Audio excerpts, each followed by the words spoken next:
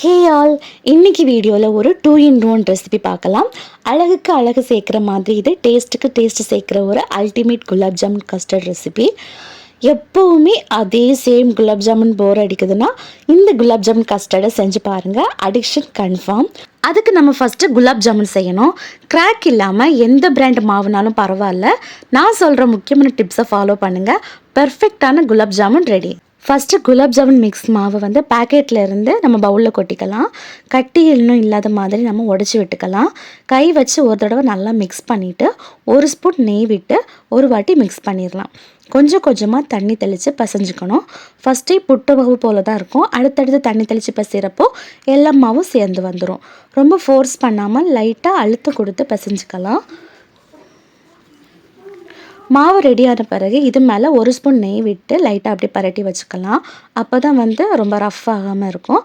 இது ஒரு மூடி வச்சு மூடி 5 மினிட்ஸ் அப்படியே வச்சிடலாம். அப்படியே இருக்கட்டும். இந்த 5 மினிட்ஸ் கேப்பில் சுகர் சிரப் பண்ணிடலாம். சுகர் சிரப் கரெக்ட் மெஷர்மெண்ட் என்னென்னா, குலாப் ஜாமுன் மிக்ஸ் பவுடர் எவ்வளோ இருக்குதுன்னு அளந்துக்கணும். 1 கப்புக்கு மாவு இருக்குதுன்னா 2 கப் சுகர் 2 கப் தண்ணி, இந்த ரேஷியோவில் தான் சுகர் சிரப் செய்யணும். நான் மெஷர் பண்ணது வீடியோவில் கேப்சர் பண்ணலை. சுகர் சிரப் கன்சிஸ்டன்சி எப்படி இருக்கணும்னா, சுகர் கரைஞ்ச பிறகு ஒரு 2 மினிட்ஸ் நல்லா ஹை ஃப்ளேமில் சுகர் சிரப் கொதிக்கணும். தொட்டு பார்க்குறப்போ பிசுப்பு லைட்டாக ஃபீல் ஆகணும். பால் கஞ்சி தண்ணி தொட்டுறப்போ ஒரு பிசுப்பு ஃபீல் ஆகும்ல, அது மாதிரி. கம்பி பதம் எதுவும் வரக்கூடாது. வாசனைக்கு ஏலக்காய் போட்டுக்கலாம். சுகர் சிரப்பும் இப்போ ரெடி ஆயிடுச்சு. இனி ஊற வச்ச மாவை குட்டி குட்டி பாலாக உருட்டணும். கையில் ஆயில் அல்லது நெய் அப்ளை பண்ணிவிட்டு கொஞ்சம் மாவு எடுத்து ரொம்ப அழுத்தாமல் உருட்டி எடுக்கலாம். கிராக் வராமல் உருட்டுறதுக்கு கையில் வச்சு உருட்டுறப்போ ரொம்ப அழுத்தக்கூடாது. சாஃப்டாக ஜென்டலாக உருட்டணும். அண்ட் நாம் என்ன தான் பார்த்து பக்கமாக உருட்டினாலும் கடைசியில் ட்ரைனஸில் 1-2 கிராக் விழுந்துடும். அதை எப்படி சரி பண்ணலான்னா, கொஞ்சமாக விரல்ல ஆயில் அல்லது தண்ணி தொட்டுட்டு ட்ரையாக இருக்க குட்டி பால்ஸை மாய்ஸ்சர் பண்ணிவிட்டு உருட்டினா அந்த கிராக்ஸ் எல்லாம் சரியாயிரும். மாவு இருக்கிற பவுல் எப்போவுமே மூடியை வச்சுருந்தா தான் மாவு வந்து ட்ரை ஆகாமல் இருக்கும். இப்போது எல்லா மாவையும் உருட்டியாச்சு. ஒரு பேனில் ஆயில் சேர்த்து சூடானதும் இந்த பால்ஸை பொரிச்சு எடுக்கலாம். ஆயில் வந்து மீடியம் அளவுக்கு சூடாக இருந்தால் போதும். தீ சிம்மில் தான் வைக்கணும். அப்போ தான் குலாப் ஜாமுன் உள்ளெல்லாம் நல்லா வேகும். அவுட்டரில் ப்ரௌன் கலர் வந்ததுமே குலாப் ஜாமுனை நம்ம எடுத்து ஒரு பாத்திரத்தில் கலெக்ட் பண்ணிக்கலாம். குலாப் ஜாமுன் பால்ஸ் வந்து சூடாக இருக்கும்போதே சூடாக இருக்கிற ஜீராவில் சேர்க்கக்கூடாது. ஒன்று ஜீரா சூடாக இருக்கணும், இல்லை குலாப் ஜாமுன் சூடாக இருக்கணும். ரெண்டுமே சூடாக இருக்கக்கூடாது. எல்லா குலாப் ஜாமுன் பால்ஸும் ரெடி. இதை இப்போ சூடாக இருக்கிற சுகர் சிரப் கூட சேர்த்துடலாம்.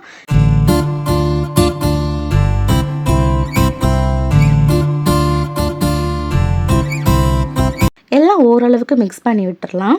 சுகர் சிரப் ஆறின பிறகு குலாப் ஜாமுன் சாப்பிட ரெடி ஆயிரும். அவ்வளோதான், நல்ல குட்டி குட்டியாக ஜூஸியான குலாப் ஜாமுன்ஸ் ரெடி ஆயிடுச்சு. நம்ம இனி குலாப் ஜாமுன் கஸ்டர்ட் செய்ய போகிறோம். அதுக்கு ஒரு பாத்திரத்தில் 2 கப் பால் காய்ச்சிக்கணும்.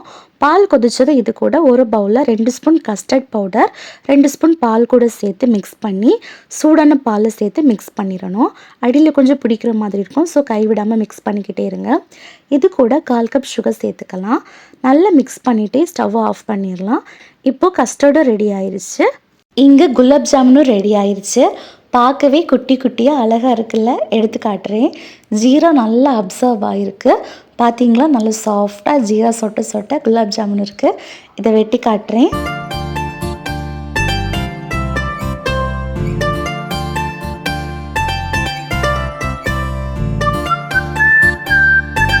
இப்போ நமக்கு தேவையான கஸ்டர்டும் குலாப் ஜாமுனும் ரெடி ஆயிடுச்சு. இனி பிளேட்டிங் பண்ணிடலாம். ஒரு பவுலில் ஃபஸ்ட் லேயரில் கஸ்டர்ட் ஊற்றிட்டு அது மேலே குலாப் ஜாமுனை 2ஆக வெட்டி அடுக்கலாம். இது மேலே நட்ஸ் லைட்டாக போட்டுட்டு அதுக்கு மேலே கஸ்டர்ட், அதுக்கு மேலே ஜாமுன்ஸ், அப்புறம் நட்ஸு, இது மாதிரி நமக்கு பவுலில் எவ்வளோ லேயர் வருமோ அந்த அளவுக்கு நம்ம பண்ணிடலாம். இதை அப்படியே கூட சாப்பிட்லாம், ஆனால் ஃப்ரிட்ஜில் வச்சு சாப்பிட்டா இன்னும் நல்லாயிருக்கும். ஒரு 1/2 hour ஃப்ரிட்ஜில் வச்சு எடுத்து பார்த்தா நல்லா குழுன்னு கண்ணை பறிக்கிற மாதிரி குலாப் ஜாமுன் கஸ்டர்ட் ரெடி. வீட்டில் ஸ்பெஷல் கெஸ்ட்டு, பர்த்டே, ஆனிவர்சரிக்கெல்லாம் இந்த ஸ்வீட்டை பண்ணி கொடுத்து சர்ப்ரைஸ் பண்ணுங்கள். எங்கள் வீட்டில் எப்போ குலாப் ஜாமுன் செஞ்சாலும் பாதியே குலாப் ஜாமுன் கஸ்டர்ட் பண்ணிடுன்னு சொல்லுவாங்க. ஏன்னா இந்த ரெசிபி அவ்வளோ ஒர்த்து, அவ்வளோ டேஸ்ட் வேறு. இந்த வீடியோ உங்கள் எல்லாருக்கும் ரொம்ப பிடிச்சிருக்குன்னு நினைக்கிறேன். லைக் ஷேர் பண்ணுங்கள், சப்ஸ்கிரைப் பண்ண மறந்துடாதீங்க. Take care.